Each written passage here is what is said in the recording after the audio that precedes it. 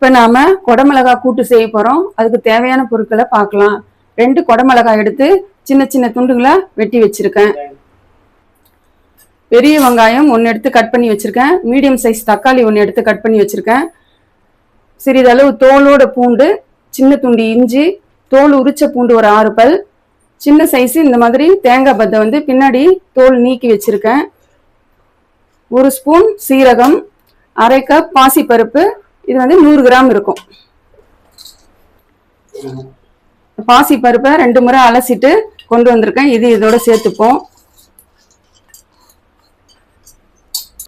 இதோட வெங்காயத்தை சேர்த்துப்போம். தக்காளியும் சேர்த்துக்கலாம். 6 பல் பூண்டு சேர்த்துக்கலாம். 2 டம்ளர் தண்ணி ஊற்றிக்கலாம்.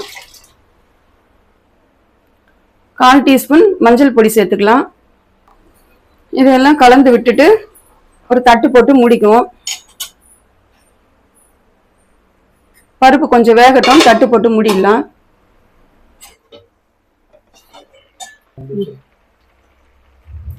இப்ப பருப்பு இந்த பதத்துக்கு வெந்த உடனே குடமிளகாவை சேர்த்துக்கலாம்.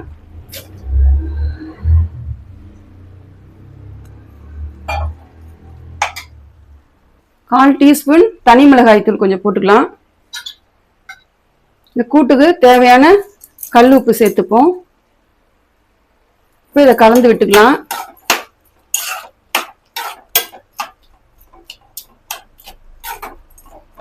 இந்த குடமிளகாய் கொஞ்சம் வேகட்டும், தட்டு போட்டு மூடி வைப்போம்.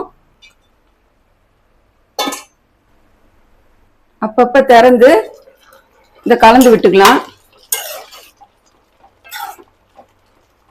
மிளகாய் கொஞ்சம் வேகட்டும்.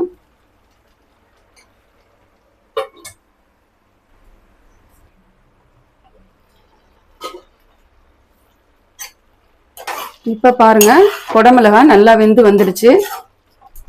இப்ப நம்ம தேங்காய், தோலோட பூண்டு, இஞ்சி, சீரகம் எடுத்து வச்சிருந்தோம் இல்லையா, அதெல்லாம் இப்ப அரைச்சு இதுல விட்டுடலாம். கலந்து விட்டுருவோம்.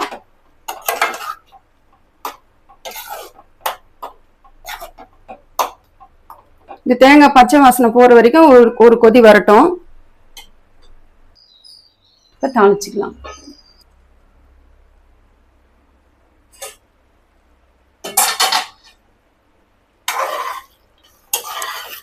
இப்ப தேங்காயோட பச்சை வாசனை எல்லாம் போயிட்டு கூட்டு ரெடி ஆயிடுச்சு. இதுல ஒரு தாளிப்பு போட்டுக்கலாம்.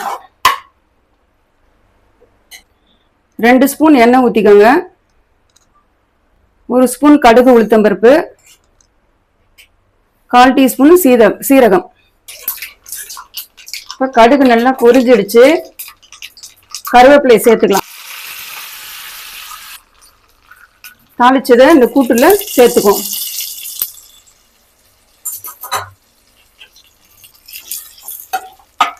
சேர்த்துட்டு கலந்து விட்டுட்டு கொஞ்சம் மல்லி இலைகளை தூவிக்கலாம்.